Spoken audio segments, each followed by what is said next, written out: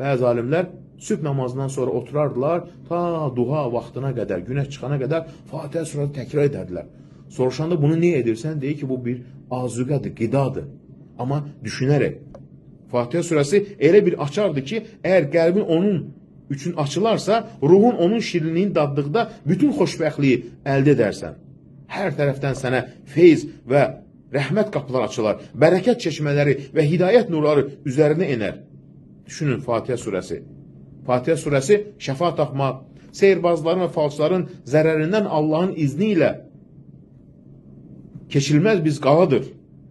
Baxın, onlar həm Allahdan sonra sənə zərər vermək istəyən hər bir düşməndən, sənə pislik arzulayan həsəddən, gözdən, hər şeydən bir qorunma bir nədir? Qaladır. Baxın. Ona görə həmçinin Fatihə surəsi bizə öyrətdi ki, həmd ibadəti, Əlhəmdülillah Rabbil Ələmin həqiqətən qəlbi tərbiyə edir və hadisələr qarşısında insanın reaksiyalarını ədəb və təmkinlə cilovlayır.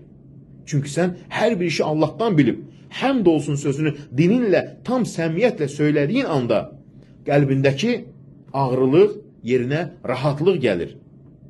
Ona görə nədir? Baxın nə deyir? Əgər Allahın sınaqdakı məqsədini bilsəydin, həmd olsun sənə, ey kərəmi geniş Rəbbim deyərdin, deyir.